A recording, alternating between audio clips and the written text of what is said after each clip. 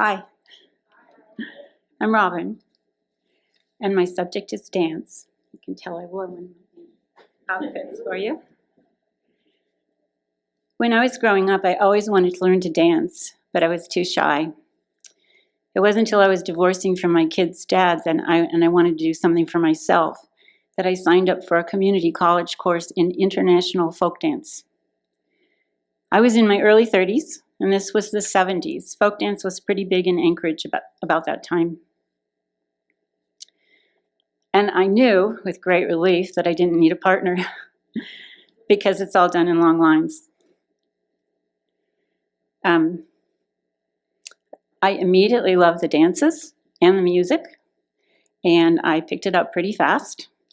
The classes only taught like 2 or 3 dances a week, and then they were requests. So the protocol was to follow along behind the line. Barb knows about this because she dances. And as soon as you feel like you've got the footing right and you're not going to mess up the line, you hook on the end. So you've got a leader on one end and all the newbies on this end. And I'm a monkey see, monkey do kind of learner, so it worked well for me. So usually you hook on with like a hand hold or a shoulder hold or belt hold. You were connected, and that connection just felt so great. I was a regular at folk dance classes and workshops for probably 8 to 10 years. And I had a repertoire of over 100 dances from countries like Israel, Poland, Serbia, Ukraine, Turkey. When I was divorcing and I had a difficult week, folk dancing was the only thing I looked forward to, and sometimes the only thing that held me together emotionally. You think about it, when you're dancing, you're listening to the music, which is upbeat because you're dancing, right? It's dance music. You're focusing on the steps. You're sharing smiles with everyone. It's like this mini vacation from your worries because they just can't get in. You're too busy thinking about all this. You're also getting exposed to healthy touch and exercise. So they're all good things to fight depression. So when I was divorcing from my second husband, I knew I had to go dancing, right? Now I'm in my 40s, and this is the late 80s, and folk dancing had sort of died on the vine. But, and it's summer, you know, and summer classes just don't happen. People are out running ridges. I'm in Alaska, lots of ridges to run. So I knew that the Dancing Bears, a subgroup of Contra Square Group, met at a country western bar on Tuesday nights. So screwed up my courage, went and found their table, and just dancing with all these different partners, I picked up swing dancing. So it was wonderful. Hallelujah, I was a born-again swing dancer. It pulled me out of my depression. I became a dance organizer, went to small swing dance parties at friends' houses, and I took a lot of classes, some of which also exposed me to Cajun, Zydeco, Argentine tango, cross-step waltz, lots of dances. Sometimes I partnered with others to teach some basic dancing. Because the swing group was a subgroup of the Dancing Bears, who did contra and square dancing, that also became a mainstay of my activities and group of friends. Contra dancing incorporates many of the same moves familiar to square dancing, but it's done in long lines. So you and your partner dance, with a couple and then move on to the next, on to the next, on to the next. So instead of just dancing with, 7 other people in a square, you're in a long line moving down and back. Very social. I have learned how to dance as a lead or follow, how to teach and call, and I attend annual dance camps. In 2019, before COVID, I attended a record of 5 dance camps, including 1 week-long camp. So 2 were in Alaska, 2 in Montana, 1 in Idaho. But camps happen all over the states. They're a great place to dig deeper into the weeds, and yes, I'm a dance nerd. So I can't begin to explain how dance has become my happy place and how much I missed it during COVID. I'm so grateful for the opportunities to dance, for people who organize to make it happen, for wonderful musicians and callers, and sound techs, thank you back there, who all generously share their joy and talents. I love that contra dancing is a team effort. It's highly social. It's welcoming to a wide range of people and ages. You know, you don't have to take 10 weeks of dancing classes to come. Just come on out, we'll teach you. As a folk art form, it is constantly evolving.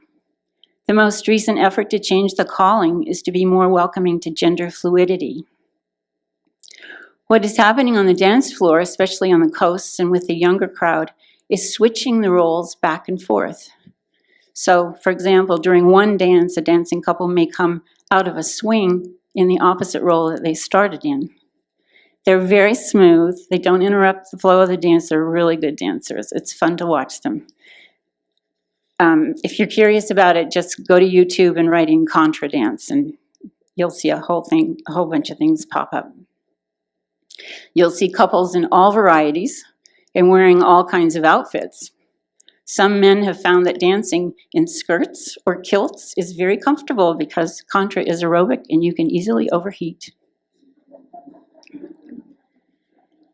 I recently took a 6-hour Zoom class with callers from all over the states to learn ways to teach and call a dance without using gender terms, ladies and gents, or role terms, lead and follow, but rather positional, person on the right, person on the left, or relational, face your partner, face your neighbor. It's rewarding to be part of a group that is sensitive to social changes and adjusts accordingly. I am most grateful for the larger community of contra dancers and all who support it. The Bozeman group, it's Bozeman Folklore Society. We are on YouTube. We are on the website. The Bozeman group has cautiously begun again, offering 4 dances this season. The next one will be New Year's Eve. I can't wait to get back to a regular schedule of dancing twice a month. So as a person who struggles with depression, I actually believe that dance has saved my life, and I am grateful for it. Thank you. My name is Cami. I guess I forgot to say that last time. But ever since I was a teenager, I dreamed of seeing the world. I wanted to go to places that others didn't usually go and learn from the people I met there. And today, what I'm going to talk about is what some of you mentioned you were thankful for: lifelong learning and people, and the things that they teach us and the relationships that we make. At the age of 20, after an extensive search over dial-up internet, I headed off to Johannesburg, South Africa to volunteer at the Love of Christ Ministries, or TLC, which was a home for abandoned babies. It was the year 2001, and some things to remember about South Africa in those days is that apartheid ended there in 1993.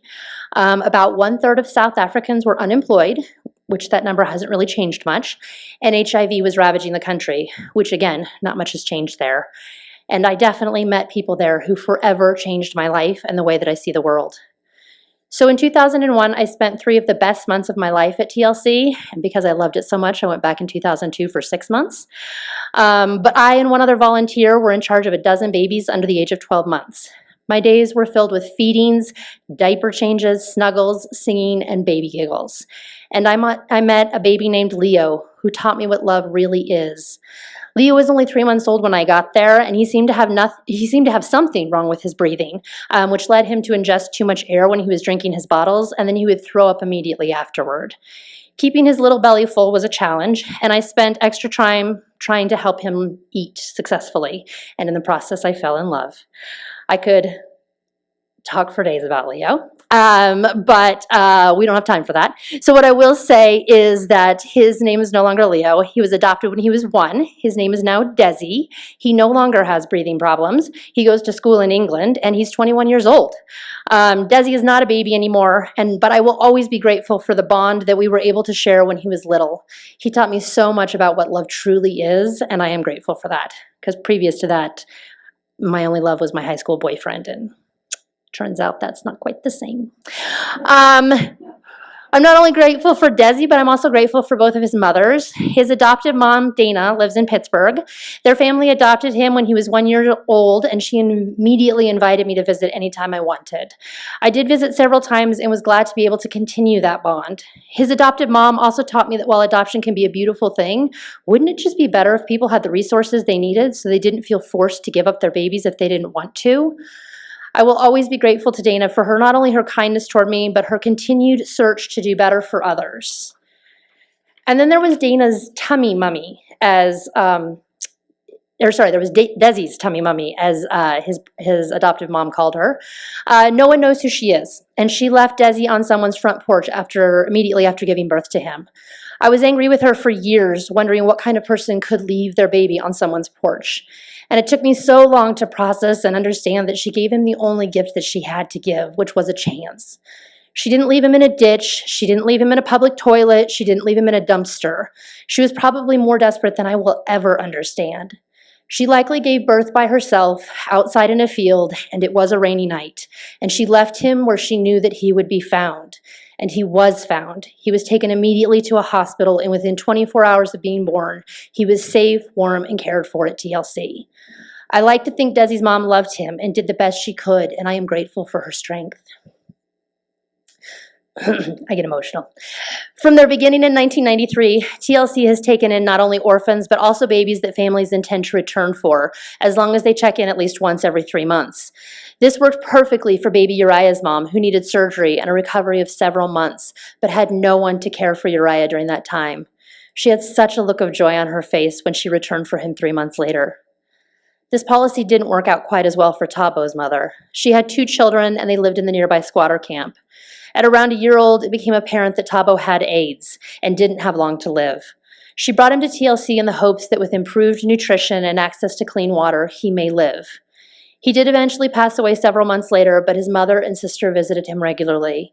I'm grateful to that mother for showing me what sacrifice is, doing the only thing she could think of to help her baby boy. And then there was Anka. Anka was a nurse from Germany who'd come to volunteer at TLC to improve her English. Anka was the only one of us volunteers with any medical training, and we had some very sick premature babies. Zeke especially, who had AIDS and was only a few months old, tended to get overstimulated when we were feeding him and he would stop breathing.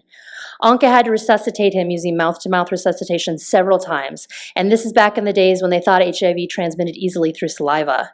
Anka never gave up on that little boy, until on his last trip to the hospital, the doctors told us that the kindest thing we could do for him was to just let him go the next time he stopped breathing. We were all heartbroken when he passed away at only 4.5 months old, but I'm thankful for Anka's bravery and persistence. There's so much more I wish I could share about what I learned from the people I met in South Africa, but there just isn't time today. The 3 months I spent there in 2001 and the 6 months in 2002 still weren't enough for me.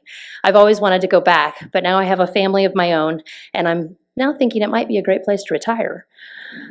It might be a little difficult, though, since TLC has recently changed their structure. They still take international volunteers, but not as many as they used to. They recognize that having mostly white people coming in and out of the lives of the babies for no more than a few months at a time isn't ideal. These babies need to be able to bond with someone for the long term until they find their forever families. So recently they've begun to hire local Black staff to be in charge of the kids and live with them in a more home-like setting. The international volunteers still help, but they're not necessarily the mom and the dad of the family. But whether or not I ever make it back to TLC, I will always be eternally grateful to have met so many amazing people, from newborns to adults. From them, I learned about kindness, patience, resilience, desperation, love, sacrifice, pain, faith, hope, strength, joy, and deep sorrow. And I'm thankful to you all for letting me share that today. Good morning. My name's Phil. And I grew up surrounded by trees. Still surrounded. Our home in Connecticut was tucked into a forest of oak, white pine, maple, beech, and hickory. Our small yard was home to hundreds of trees, mostly black oak, which would deposit huge amounts of leaves, of course, and we'd have to rake them up. The forest was filled with birds, squirrels, raccoons, snakes, salamanders, toads, and insects. Cicadas buzzed on the hot summer days, and whippoorwills hooted all night. As a child, I ran wild in the woods with my friends, building forts, playing hide and seek, hiking the hills, mucking about in the swamps, climbing trees, and falling out of trees. In Boy Scouts, I continued to explore New England's big woods with my friends. While the woods of New England were long since logged over and all the big pines cut down and all the chestnuts long gone, it's still big woods. I'm thankful for forests. I spent a lot of time in forests, exploring, learning, camping, hiking, and defending. As an environmentalist, my interest in preserving intact forests has taken me around the world to places I probably would not otherwise have seen. I've traveled to the Araucaria forests in Chile, the boreal forests of Siberia and Sweden, to the hardwood forests of the Russian Far East, to the southern beech forests of New Zealand, to the eucalypt forests of Tasmania and the rainforests of mainland Australia, and to the mind-blowing redwood forests of California and the temperate rainforests of Alaska. Forests provide us with so many things: shade, color, beauty, homes for wildlife, wood to burn and to build with, nuts, fruit, and peace and quiet. They hold the soil, they moderate the weather, they soak up carbon, they exhale oxygen and transpire water. Forests provide homes for a vast array of terrestrial and aquatic wildlife. Forests also, here in America, they soak up over 10% of our greenhouse gas emissions. Trees can live for thousands of years and spread across hundreds of acres as a single tree. A bristlecone pine in California is over 5,000 years old. An alerce in Chile may be older than that, and a spruce in Sweden may be as much as 9,000 years old. An aspen clone in Utah spreads over 106 acres. It's the largest single organism ever found. It even has a name. It's called Pando, which means I spread. Makes sense. Humans evolved in the forest and began walking upright when we came down from the trees. We feel at home in the woods.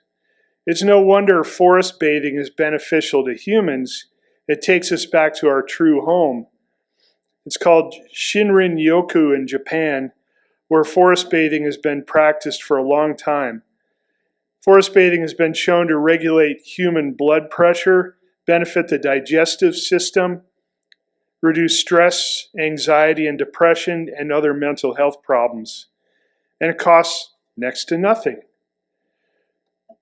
There's so much going on in the woods, much of it unseen. A New York Times Magazine article called "The Social Life of Forests" describes how dynamic and interactive forests really are.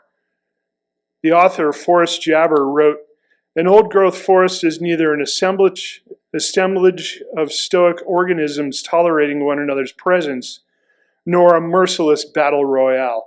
It's a vast, ancient, and intricate society." He also says, "The trees, understory plants, fungi, and microbes in a forest are so thoroughly connected, communicative, and codependent that some scientists have described it as a superorganism. Fungal strands permeate all forest soils and form a network connecting trees and plants, even of different species. This network has come to be called the Wood Wide Web." I love that. Trees share resources and information through this web and support one another rather than constantly competing. Mother trees help their offspring to survive. Sound familiar? Trees warn each other of impending danger. They communicate on many levels. We can take a lot of inspiration from them. Jim Robbins wrote in the New York Times, "We have underestimated the importance of trees. They are not merely pleasant sources of shade, but a potentially major answer to some of our most pressing environmental problems. We take them for granted, but they are a near miracle." Most terrestrial wildlife depends on forests. Every time a scientist ventures into the canopy of an old-growth forest, they find more species. Everything from voles to lemurs, owls to orangutans to humans depend on forests. The trees are the trees on the mountains here in our valley are not just a scenic backdrop or a source of cheap Christmas trees. They're essential to our survival. President Biden issued an executive order on Earth Day this year to protect old forests. He said, forests provide clean air and water, sustain the plant and animal life fundamental to combating the global biodiversity crisis, and they hold special importance to tribal nations. Just because trees can't travel doesn't mean they're not on an epic journey. Forests have been around for tens of millions of years. They travel through the cosmos on planet Earth, just as we do, circling the sun and wheeling through the Milky Way. And they also sway in the breeze. That's a type of travel. Forests are also under great pressure from humans. With over 8 billion of us now, all natural spaces and systems are in peril. We're losing an estimated 23 million acres of forests worldwide every year, and 1/3 of Earth's forests are gone. We need to be planting trees and protecting old trees, not cutting them down. I've spent dozens of hours in the past few weeks writing comments on the United States Forest Service plans for massive logging projects in Montana. Yes, they're still clear-cutting forests. This is mostly volunteer work, but given that the Forest Service is eager to cut down millions of publicly owned trees, well, I sure do have job security. There's hope. New England, where I grew up, has gained forest cover in recent decades. Wildlife has returned in great numbers there. Deforested countries like Scotland are planning rewild and reforestation projects. And as the forests return, so does the wildlife. We have so much to learn from forests. They're complex and fascinating systems with a lot to teach us about cooperation, evolution, ecology, diversity, longevity, and survival. We've hardly scratched the surface of the endless knowledge and inspiration that trees and forests have to offer. Next chance you get, go sit under a tree. Might be a little chilly for that right now, but when you have a chance, walk through the forest. Think about all that's going on there, seen and unseen. This great green world keeps growing, evolving, expanding, interacting, and existing as we go about our busy lives and often take it for granted. John Muir wrote that big trees are nature's forest masterpiece, the greatest of all living things. Now go and hug a tree and thank it for all that it provides.